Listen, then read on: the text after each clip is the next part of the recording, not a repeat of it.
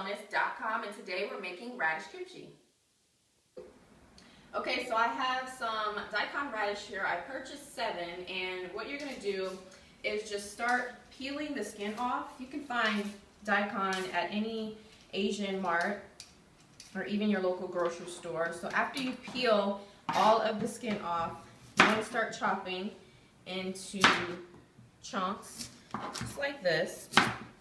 And then what you're going to do is take these chunks, these slices, and chop them into bite-sized pieces, like so. And you're going to put this in your large mixing bowl, and I have some already pre-prepared there. And this is where we're going to end up salting the radish to prepare it for the kimchi. Okay, so now that we have all of our bite-sized pieces in our bowl, we put 3 tablespoons of coarse salt, and we're also going to need 3 tablespoons of sugar.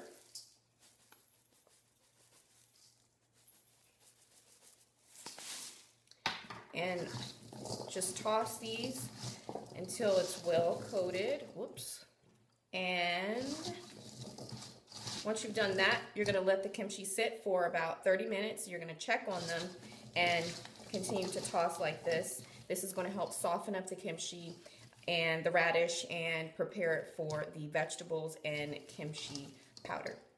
Okay, so we are now checking on our radish, and at the bottom here you will be able to see that liquid. That is exactly what we want. That's all the moisture being drawn out of our radish, and this is going to soften up the radish pieces so that it's nice and not too crunchy when we eat it. And our other bowl is not quite ready yet. There's not much liquid at all, but we're going to come back in another 15-20 minutes and see how it's looking. Okay, so now our radish is ready to be drained. It's got a lot of liquid in there. So we're going to go ahead and pour that in to this colander that is inside our mixing bowl we used earlier. And just make sure it's all out of there. We're going to use this later. Okay, pick that up out of the mixing bowl and shake it off a little bit and put it back into the pot where we had before. Now it's time to season. I already pre-prepared our spices over here. We have garlic. This is about 4 tablespoons of fresh chopped garlic. This is about 2 tablespoons of ginger. This is about 5 stalks of green onion. And we have Korean red pepper flakes. 1 cup. Okay, now we're adding a ½ cup of fish sauce. If you're a vegetarian, you are going to want to use soy sauce. And then a 1/4 cup of rice wine vinegar.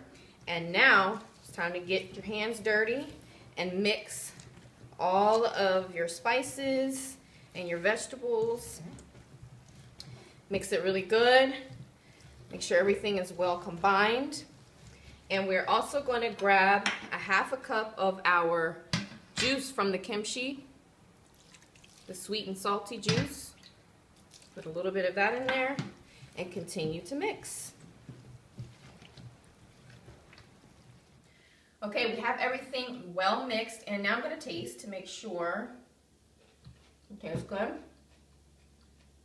It tastes good, but I want to add a little more for the red pepper flakes. That's about ½ cup.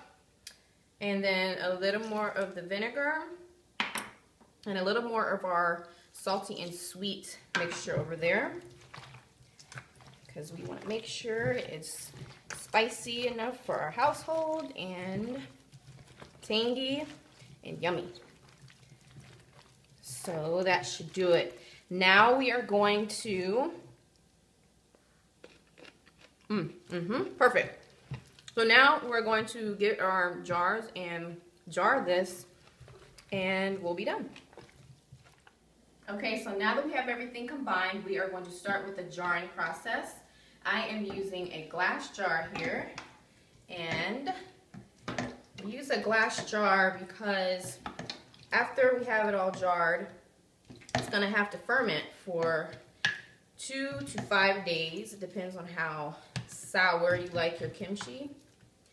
The longer you ferment the kimchi, the more sour it is, the more intense the flavor, and in my opinion, the better it tastes.